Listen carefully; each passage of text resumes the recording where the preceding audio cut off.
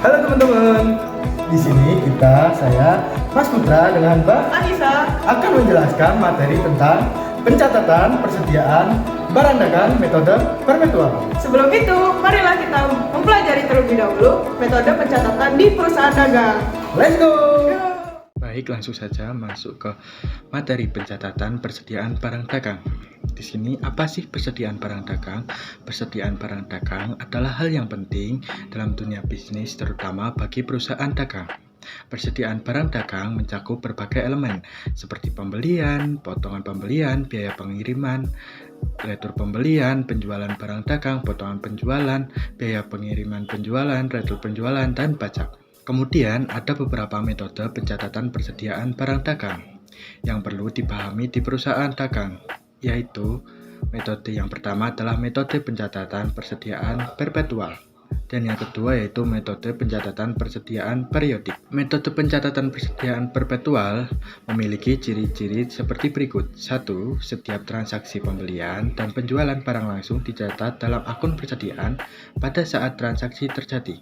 Kemudian yang kedua yaitu barang dicatat secara aktual setiap kali terjadi transaksi, sehingga informasi mengenai jumlah stok barang terlalu terkini.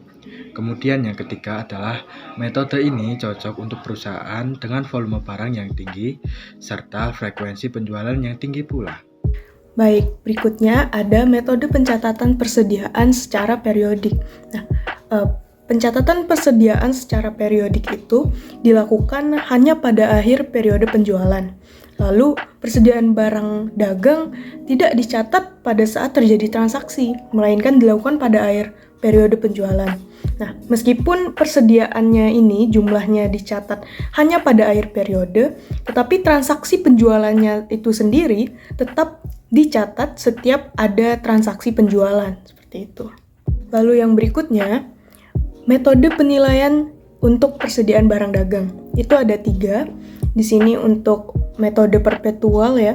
Yang pertama ada FIFO atau first in first out, yang mana metode FIFO ini mengasumsikan bahwa barang yang pertama masuk ke dalam persediaan akan menjadi barang yang pertama keluar saat terjadi penjualan. Lalu yang kedua ada LIFO atau last in first out. Nah, ini sebaliknya atau kebalikannya dari metode FIFO yang mengasumsikan bahwa barang yang terakhir masuk dalam persediaan akan menjadi barang yang pertama keluar pada saat terjadi penjualan. Lalu yang terakhir ada metode average.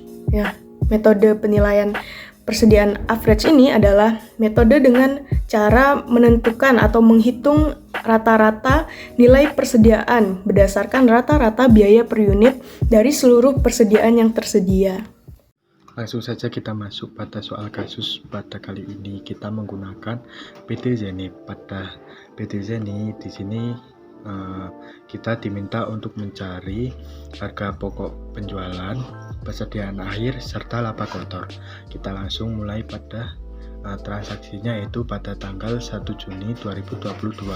Di sini pada tanggal 1 Juni 2022 PT Zenith memiliki saldo awal yaitu sebanyak 20 unit dengan harga per unitnya yaitu sebesar Rp10.000 dengan total harga yaitu sebanyak Rp200.000. Kemudian kita langsung masuk pada tanggal 5 Juni 2022. Pada tanggal 5 Juni 2022, PT Zenith melakukan pembelian yaitu sebanyak 30 unit dengan harga per unitnya Rp12.000 dengan total harga Rp360.000. Nah, karena kita menggunakan metode FIFO atau first in first out, maka persediaannya dipisah dengan persediaan sebelumnya yang memiliki harga berbeda. Di sini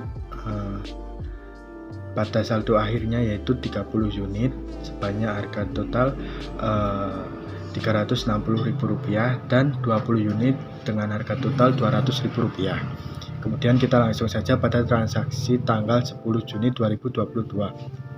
Di sini pada tanggal 10 Juni 2022, PT Zenith melakukan pembelian sebanyak 40 unit dengan harga per unitnya yaitu Rp15.000 dengan total harga Rp600.000. Karena kita menggunakan FIFO seperti yang sudah saya jelaskan sebelumnya bahwa persediaannya dipisah dengan total harga yang berbeda, yaitu menjadi 20 unit sendiri, 30 unit sendiri, serta 40 unit sendiri. Nah, kemudian kita langsung saja pada tanggal 12 Juni 2022. Di sini pada tanggal 12 Juni PDJ ini melakukan penjualan dengan total harga per unitnya sebanyak Rp20.000. PDJ ini menjual sebanyak 30 unit barang. Kemudian kita mencari HPP pada tanggal 12 Juni tersebut, yaitu sebanyak 20 unit seharga Rp10.000. Kita karena menggunakan first in first out, maka pada saat penjualan kita akan menjual barang yang pertama masuk terlebih dahulu, yaitu sebanyak 20 unit dengan harga per unitnya yaitu Rp10.000 dengan total harga Rp200.000. Kemudian 10 unit sisanya kita mengambil persediaan selanjutnya, yaitu dengan harga Rp12.000. Nah, yaitu sebanyak 10 unit menjadi total harga yaitu sebanyak Rp120.000. Nah, pada HPP tanggal 12 Juni ini yaitu terdapat sebanyak Rp320.000. Nah, kemudian sisa persediaan pada tanggal 12 Juni yaitu sebesar 20 unit untuk harga Rp12.000, kemudian 40 unit untuk harga Rp15.000. Nah, kita lanjut pada tanggal 15 Juni 2022. Nah, pada tanggal 15 ini PDJ ini melakukan pembelian 10 unit dengan harga Rp16.000 dengan total harga yaitu Rp160.000. Nah, kita pisahkan jadi 10 unit sendiri yaitu sebanyak Rp16.000 dengan total harga Rp160.000. Nah, kemudian kita lanjut pada transaksi tanggal 20 Juni ini. Nah, pada tanggal 20 Juni ini PDJ ini melakukan penjualan yaitu sebanyak 40 unit dengan harga per unitnya sebesar Rp25.000 dengan total harga penjualan yaitu sebanyak Rp1 juta. Nah, kita kemudian mencari HPP terlebih dahulu. Untuk HPP-nya yaitu pada tanggal 20 Juni ini sebanyak 20 unit untuk harga Rp12.000. Nah, kita total memiliki total harga HPP untuk unit yang harga Rp12.000 yaitu sebesar Rp240.000. Kemudian kita mengambil persediaan selanjutnya yaitu dengan harga Rp15.000 sebanyak 20 unit dengan total harga yaitu Rp300.000. Jadi pada tanggal 20 Juni ini PDJ ini memiliki HPP sebesar Rp540.000. Nah, kemudian saldo akhirnya yaitu 20 unit untuk harga Rp15.000 dengan total harga Rp300.000 dan kemudian 10 unit untuk harga Rp160.000 dengan total harga Rp160.000. Nah, jadi berapa sih HPP keseluruhan pada PT Zeni ini? Pada PT Zeni HPP keseluruhannya yaitu sebesar Rp860.000 dan kemudian persediaan saldo akhirnya yaitu sebesar Rp460.000 dengan detail 20 unit dengan harga Rp15.000 dan 10 unit dengan harga Rp16.000. Kemudian kita mencari laba kotornya. Laba kotor ini sendiri yaitu 30 unit dengan harga Rp20.000. Kita kali terlebih dahulu penjualannya yaitu mendapat dengan harga Rp600.000 dan pada tanggal 12 Juni ini HPP yang didapat PDJ ini yaitu Rp320.000. Nah, penjualan yang didapat oleh PDJ ini dikurangi dengan HPP yang ada menghasilkan Rp280.000. Dan kemudian kita lanjut pada penjualan tanggal 20 Juni ini pada 40 unit dengan harga Rp25.000 yaitu menghasilkan penjualan sebanyak Rp1 juta. Nah, HPP yang didapat pada tanggal 20 Juni ini yaitu sebesar Rp540.000. Nah, kita totalkan saja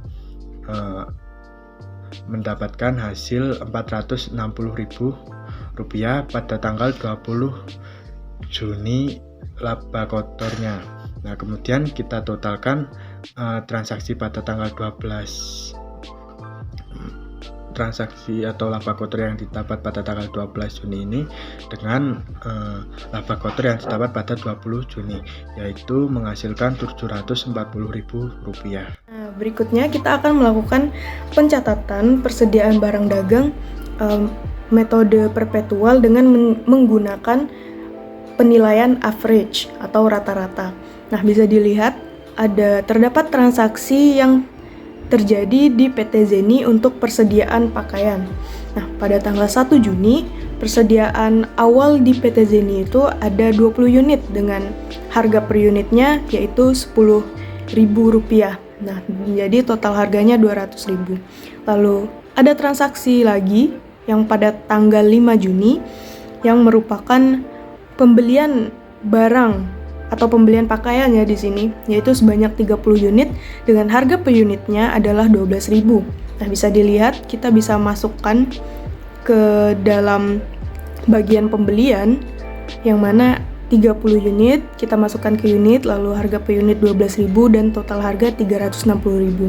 Nah, di sini letak menggunakan penilaian average itu pada saldo persediaan, unitnya dijumlahkan antara persediaan awal dan unit baru yang kita beli. Jadi 20 unit awal itu ditambah dengan 30 unit. Nah, untuk menentukan harga per unitnya, kita menggunakan total harga awal, persediaan awal. Jadi di sini ada Rp200.000 dan Rp360.000 itu dijumlahkan terlebih dahulu, lalu dibagi berapa unit yang kita miliki. Kalau di sini berarti 50 unit. Nah, didapatkanlah harga per unitnya Rp11.200. Atau bisa juga ini sebagai kita mencari rata-rata nilai satu unitnya berapa. Begitu juga dengan yang lainnya, seperti tanggal 10 Juni juga melakukan pembelian, yang mana kita melakukan pembelian sebanyak 40 unit dengan harga per unit Rp15.000. Nah, total harga dari 40 unit dengan harga per unit Rp15.000 itu adalah Rp600.000. Nah, kita jumlahkan total harga persediaan yang tadi dengan total harga pembelian bahan atau barang baru dan kita mendapatkan senilai Rp1.160.000. Nah, kita bagi dengan total unit yang kita miliki yaitu 50 unit ditambah 40 unit yaitu 90 unit, lalu kita ambil rata-ratanya, yakni total harga kita bagi dengan 90 unit mendapatkanlah Rp12.889.000. Nah, berikutnya bagaimana cara pencatatan untuk penjualan. Nah, penjualan untuk metode average itu sangat gampang. Misalnya, di sini pada tanggal 12 Juni,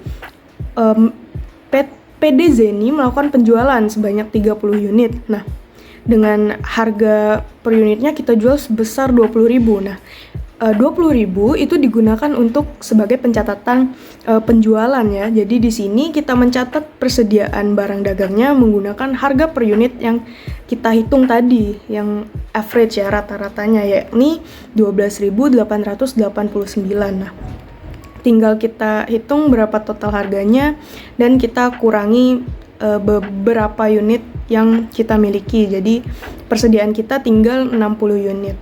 Nah, berikutnya pada tanggal 15 Juni itu sama seperti yang tadi, pembelian juga 10 unit, 16.000 dan total harganya kita jumlahkan terlebih dahulu dengan total harga yang tadi dan kita bagi dengan berapa banyak unit yang kita miliki. Di sini kita memiliki 70 sekarang.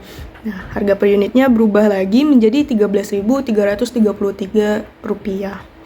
Nah, lalu yang terakhir pada tanggal 20 Juni kita melakukan penjualan lagi sebanyak 40 unit dengan harga Rp25.000. Nah, itu untuk penjualan lagi dan di sini kita menggunakan harga yang baru yakni Rp13.333. Lalu jangan lupa dikurangkan dan persediaan akhir kita bisa dilihat kita tinggal memiliki 30 unit. Yang dinilai sebesar Rp400.013. Nah, untuk menghitung laba kotor, kita sudah mengetahui dua transaksi penjualan di sini, yakni 30 unit seharga 20.000 dan 40 unit seharga 25.000. Itu terjadi pada tanggal 12 Juni dan 20 Juni.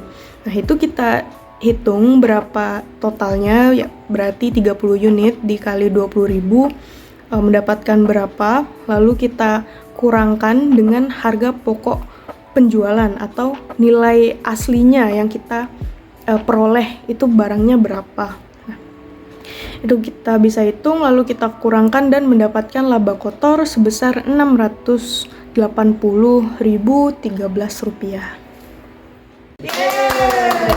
Wah, sudah selesai nih Mbak ternyata. Jadi gimana teman-teman? Mudah bukan pelajaran kali ini? Mudah sekali tentunya, tapi teman-teman apabila ada materi yang kurang dipahami silakan komen di bawah. Sekian dari kami. Wassalamualaikum warahmatullahi wabarakatuh.